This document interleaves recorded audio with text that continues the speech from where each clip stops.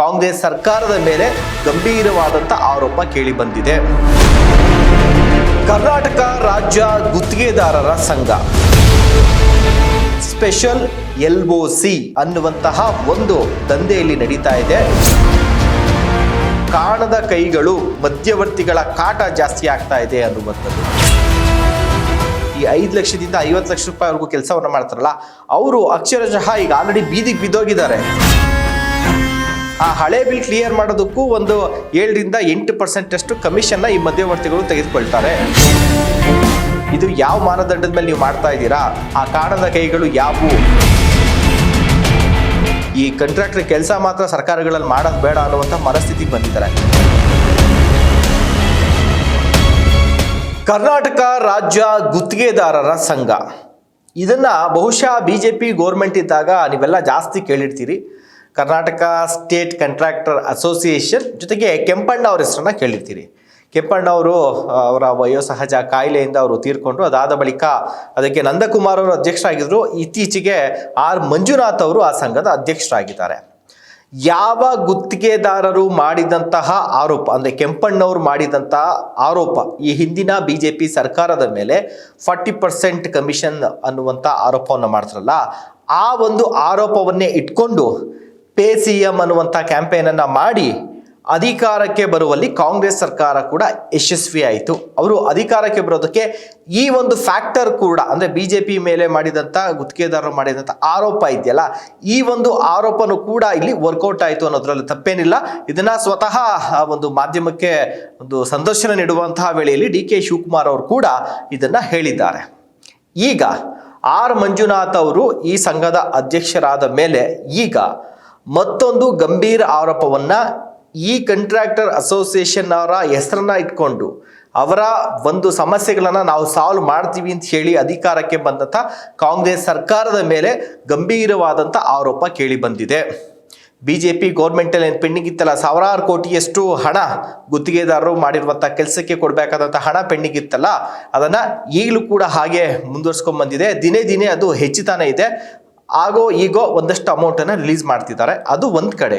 ಆದರೆ ಈಗ ಈ ಮಂಜುನಾಥ್ ಅವರು ಕರ್ನಾಟಕ ರಾಜ್ಯ ಗುತ್ತಿಗೆದಾರರ ಸಂಘದ ಅಧ್ಯಕ್ಷರು ಪತ್ರವನ್ನು ಬರೆದಿದ್ದಾರೆ. ಒಂದು ಸಣ್ಣ ನೀರಾವರಿ ಸಚಿವರಾದಂಥ ಬೋಸರಾಜ್ ಅವರಿಗೆ, ರಾಜ್ಯದ ಮುಖ್ಯಮಂತ್ರಿಯಾದ ಸಿದ್ದರಾಮಯ್ಯ ಅವರಿಗೆ, ಹಾಗೂ ನೀರಾವರಿ ಸಚಿವರಾದಂಥ ಹಾಗೂ DCM ಆದಂಥ DK ಶಿವಕುಮಾರ್ ಅವರಿಗೆ, ಹಾಗೂ ಲೋಕೋಪಯೋಗಿ ಸಚಿವರಾದಂತಹ ಸತೀಶ್ ಜಾರಕಿಹೊಳಿ ಅವರಿಗೆ ಪತ್ರವನ್ನು ಬರೆದಿದ್ದಾರೆ. ಈ ಪತ್ರದಲ್ಲಿ ತಮ್ಮ ಹಣವನ್ನು ರಿಲೀಸ್ ಮಾಡಿ ಅನ್ನುವಂಥ ವಿಚಾರ ಆಗಿದ್ರೆ ಸಾಮಾನ್ಯ, ಆದರೆ ಒಂದು ವಿಚಾರವನ್ನು ಅವರು ಮೆನ್ಷನ್ ಮಾಡಿದ್ದಾರೆ. ಸ್ಪೆಷಲ್ LOC ಅನ್ನುವಂತಹ ಒಂದು ದಂಧೆಯಲ್ಲಿ ನಡೀತಾ ಇದೆ. ಕಾಣದ ಕೈಗಳು, ಮಧ್ಯವರ್ತಿಗಳ ಕಾಟ ಜಾಸ್ತಿ ಆಗ್ತಾ ಇದೆ ಅನ್ನುವಂಥದ್ದು. ಇಲ್ಲಿವರೆಗೂ ಹೇಗಿತ್ತು ಅಂತಂದರೆ, ಹೊಸ ಒಂದು ಸಂಪ್ರದಾಯಕ್ಕೆ ಈ ಸರ್ಕಾರದಲ್ಲಿ ನಾಂದಿ ಹಾಡಿದಂತೆ ಕಾಣಿಸ್ತಾ ಇದೆ. ಏನಂದರೆ, ಈ ಅಧಿಕಾರಿಗಳಿಗೆ, ಶಾಸಕರಿಗೆ, ಸಚಿವರಿಗೆ ಏನು ಕಮಿಷನ್ ಕೊಡಬೇಕಲ್ಲ, ಆ ಕಮಿಷನನ್ನು ಕೊಟ್ಟು ಇನ್ನು ಬಾಕಿ ಉಳಿದಂಥ ಹಣ ಏನಿದೆ ಅದು ಗುತ್ತಿಗೆದಾರರ ಕೈಗೆ ಸೇರ್ತಾ ಇತ್ತು. ಇಲ್ಲಿ ಯಾವುದೇ ರೀತಿಯಾದಂತಹ ಮಧ್ಯವರ್ತಿಗಳು ಅನ್ನೋದು ಯಾರೂ ಬರ್ತಾ ಇರಲಿಲ್ಲ. ಆದರೆ ಈ ಸರ್ಕಾರದಲ್ಲಿ ಕಾಣದ ಕೈಗಳು ಅಂತ ಮೆನ್ಷನ್ ಮಾಡಿದಾರಲ್ಲ ಮಂಜುನಾಥ್ ಅವರು, ಇದೇ ವಿಚಾರವನ್ನ, ಅಂದರೆ ಒಂದಷ್ಟು ಜನ ಮಧ್ಯವರ್ತಿಗಳು ಸೃಷ್ಟಿಯಾಗಿದ್ದಾರೆ. ಈ ಮಧ್ಯವರ್ತಿಗಳು ಸೃಷ್ಟಿಯಾಗಿ ಈ ಮಧ್ಯವರ್ತಿಗಳು ಆ ಸಚಿವರ ಮೂಲಕ ಅಥವಾ ಶಾಸಕರ ಮೂಲಕ, ಅಂದರೆ ಮೇನ್ ಸಚಿವರ ಈ ಇಲಾಖೆಗಳಲ್ಲಿ ಹಣ ಬಿಡುಗಡೆ ಮಾಡಬೇಕು ಅಂತಂದರೆ ಸಚಿವರ ಪಾತ್ರ ಬಹಳ ಪ್ರಮುಖವಾಗುತ್ತೆ. ಹೀಗಾಗಿ ಈ ಮಧ್ಯವರ್ತಿಗಳು ಸಚಿವರು ಮತ್ತು ಸಂಬಂಧಪಟ್ಟಂಥ ಅಧಿಕಾರಿಗಳ ಮಧ್ಯದಲ್ಲಿ ಈ ಒಂದು ಸ್ಪೆಷಲ್ LOC ಅನ್ನುವಂಥ ವಿಚಾರವನ್ನು ಇಟ್ಕೊಂಡು ಅಲ್ಲಿ ದುಡ್ಡನ್ನು ಮಾಡೋದಕ್ಕೆ ಹೊರಟಿದ್ದಾರೆ. ಇದರಿಂದಾಗಿ ಗುತ್ತಿಗೆದಾರರಿಗೆ ಸಮಸ್ಯೆ ಆಗ್ತಾ ಇದೆ ಅನ್ನುವಂಥದ್ದು ಒಂದು. ಏಕೆಂದರೆ ಇಲ್ಲಿವರೆಗೂ ಅಧಿಕಾರಿಗಳಿಗೆ ಮಿನಿಸ್ಟ್ರು ಕೊಡಬೇಕಾದಂಥ ಕಮಿಷನ್ ಜೊತೆಗೆ ಈಗ ಈ ಸ್ಪೆಷಲ್ ಕಾಣದ ಕೈಗಳಿದೆಯಲ್ಲ, ಸ್ಪೆಷಲ್ LOCಯನ್ನು ಕೊಡಿಸುವಂಥ ಕಾಣದ ಕೈಗಳು, ಅವರು ಕೂಡ ಇಂತಿಷ್ಟು ಪರ್ಸೆಂಟೇಜ್ ಹಣವನ್ನು ಕೊಡಬೇಕಾದಂಥ ಪರಿಸ್ಥಿತಿ ಈಗ ನಿರ್ಮಾಣ ಆಗಿರುವಂಥದ್ದು. ಇದರಿಂದ ಪ್ರಾಮಾಣಿಕವಾಗಿ ಸುಮಾರು 3-4 ವರ್ಷಗಳಿಂದ ಕಾಯ್ಕೊಂಡು ಬರ್ತಾ ಇದ್ದಂಥ, ಅದರಲ್ಲೂ ಕೂಡ ಸಣ್ಣ ಪ್ರಮಾಣದ ಗುತ್ತಿಗೆದಾರರು ಈ 5 ಲಕ್ಷದಿಂದ 50 ಲಕ್ಷ ರೂಪಾಯಿವರೆಗೂ ಕೆಲಸವನ್ನು ಮಾಡ್ತಾರಲ್ಲ, ಅವರು ಅಕ್ಷರಶಃ ಈಗ ಆಲ್ರೆಡಿ ಬೀದಿಗೆ ಬಿದ್ದೋಗಿದ್ದಾರೆ. ಎಷ್ಟೋ ಜನ ಈಗ ಆಲ್ರೆಡಿ ಸಾಯುವಂಥ ನಿರ್ಧಾರವನ್ನು ಕೂಡ ಮಾಡಿಬಿಟ್ಟಿದ್ದಾರೆ. ಸಾಕಷ್ಟು ಜನ ದಯಾಮರಣವನ್ನು ಕೂಡ ಕೋರಿ ಪತ್ರವನ್ನು ಕೂಡ ಬರೆದಿದ್ದು ಕೂಡ ನಾವೆಲ್ಲವೂ ಕೂಡ ಈ ಹಿಂದಿನ ದಿನಗಳಲ್ಲಿ ನಾವು ನೋಡಿದ್ದೀವಿ.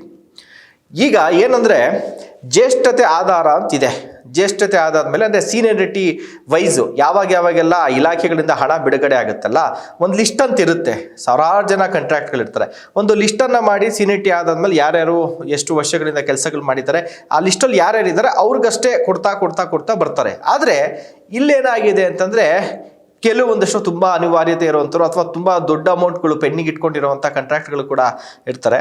ಇವರು ಈ ಮಧ್ಯವರ್ತಿಗಳು ಇಲ್ಲಿ ಸೃಷ್ಟಿಯಾಗಿದ್ದಾರೆ. ಅದು ಈ ಮಧ್ಯವರ್ತಿಗಳಂದರೆ ಅದರಲ್ಲೂ ಈ ಲೋಕೋಪಯೋಗಿ ಇಲಾಖೆ, ಸಣ್ಣ ನೀರಾವರಿ ಇಲಾಖೆ, ನೀರಾವರಿ ಇಲಾಖೆಗಳಾಗಿರ್ಬೋದು, ನಿಗಮಗಳಾಗಿರ್ಬೋದು, ಈ ರೀತಿಯಾಗಿ. ಸೊ ಇವರು ಈ ಸ್ಪೆಷಲ್ LOC ಅನ್ನುವಂಥ ಈ ಹೊಸ ಒಂದು ಸಂಪ್ರದಾಯವನ್ನೇ ಈ ಸರ್ಕಾರದಲ್ಲಿ ಜಾರಿಗೆ ತಂದುಬಿಟ್ಟಿದ್ದಾರೆ ಅನ್ಅಫಿಷಿಯಲ್ ಆಗಿ.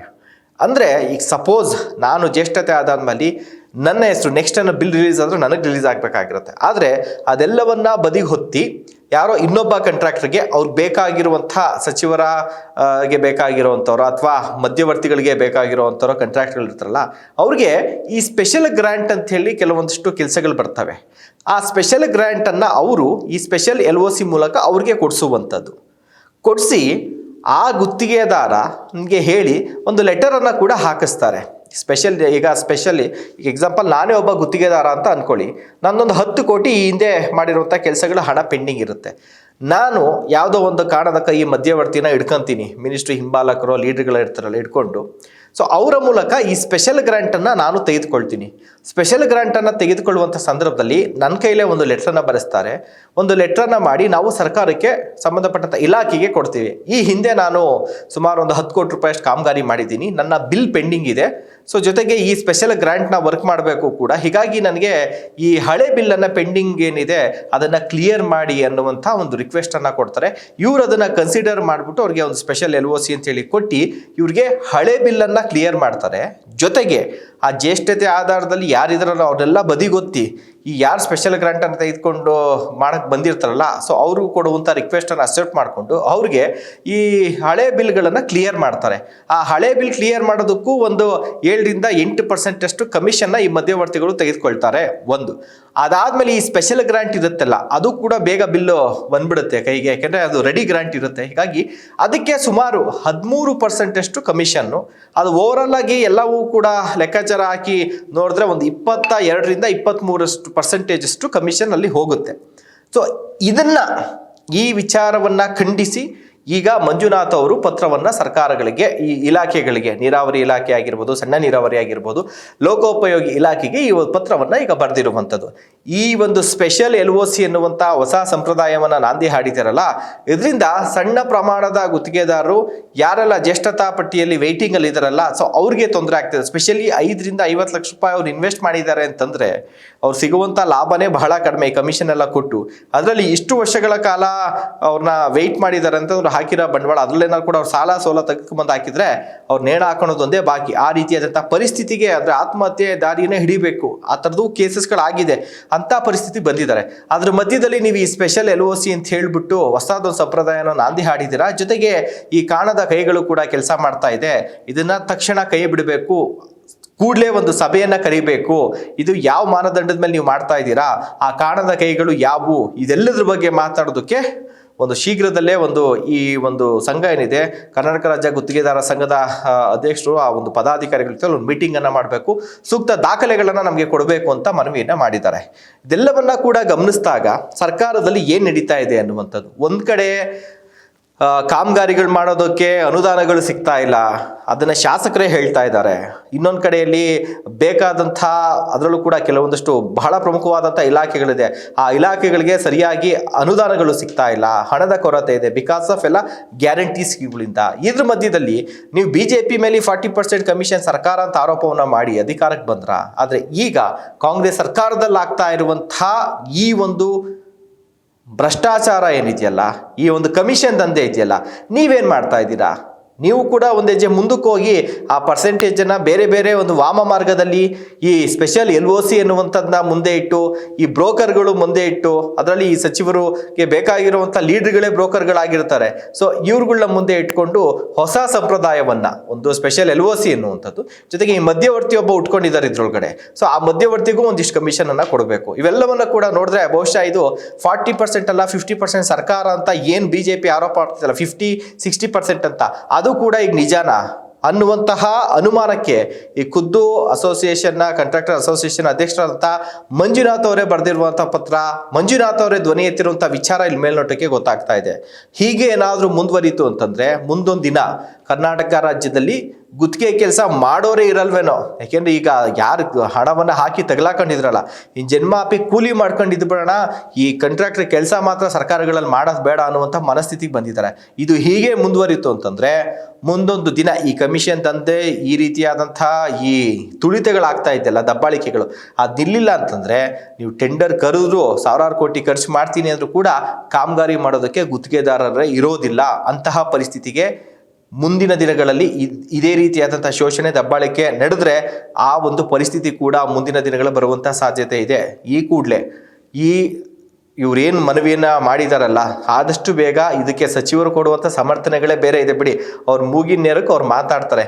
ಕೂಡಲೇ ಈ ಸಮಸ್ಯೆಯನ್ನ ಬಗೆಹರಿಸುವಂಥ ನಿಟ್ಟಿನಲ್ಲಿ ಸಂಬಂಧಪಟ್ಟಂಥ ಇಲಾಖೆಯ ಸಚಿವರುಗಳು ಅಧಿಕಾರಿಗಳು ಯಾವ ರೀತಿಯಾದಂಥ ಕ್ರಮವನ್ನು ಕೈಗೊಳ್ತಾರೆ ಅಥವಾ ಮುಂಬರುವಂಥ ಚುನಾವಣೆಯಲ್ಲಿ ಇದೇ ಹಿಂದಿನ BJP ಸರ್ಕಾರ ಹೇಗೆ ಮನೆಗೆ ಹೋಯ್ತಲ್ಲ ಅದೇ ರೀತಿಯಾದಂಥ ನೀವು ಕಮಿಷನ್ ಆರೋಪವನ್ನು ಹೊತ್ತು ನೀವು ಕೂಡ ಮನೆಗೆ ಹೋಗುವಂಥ ಪರಿಸ್ಥಿತಿ ಬರುತ್ತೆ, ತಲೆನಲ್ಲಿ ಇಟ್ಕೊಳ್ಳಿ ಅಂತ ಹೇಳ್ತಾ, ಜೊತೆಗೆ ಯಾರೆಲ್ಲ ಕಾಂಟ್ರಾಕ್ಟ್ಗಳು ನೊಂದು ಬೆಂದು ಜೀವನದಲ್ಲಿ ಜಿಗುಪ್ಸೆ ಒಳಗಾಗಿದ್ದೀರಲ್ಲ, ಯಾವ್ಯಾವ ಇಲಾಖೆಯಿಂದ ನಿಮ್ಗೆ ಎಷ್ಟೆಷ್ಟು ಅಮೌಂಟ್ ಬರಬೇಕು ಅನ್ನುವಂಥದ್ದು ತಮ್ಮ ಸಮಸ್ಯೆಗಳೇನಿದೆಯಲ್ಲ ಈ ಸ್ಟೋರಿಯ ಕಮೆಂಟ್ ಬಾಕ್ಸ್ ಒಳಗಡೆ ತಾವು ಕೂಡ ಅದನ್ನು ಮೆನ್ಷನ್ ಮಾಡಿ ಅಂತ ಹೇಳ್ತಾ, ಯಾಕಂದ್ರೆ ರಾಜ್ಯದ ಜನತೆ ಗೊತ್ತಾಗಬೇಕು ತಮ್ಮ ಕಷ್ಟಗಳು ಯಾವ ರೀತಿಯಾಗಿದೆ ಅನ್ನುವಂಥದ್ದು ಹೇಳ್ತಾ ಕಾರ್ಯಕ್ರಮ ಮುಗಿಸ್ತಾ ಇದ್ದೀನಿ. ನಮಸ್ಕಾರ.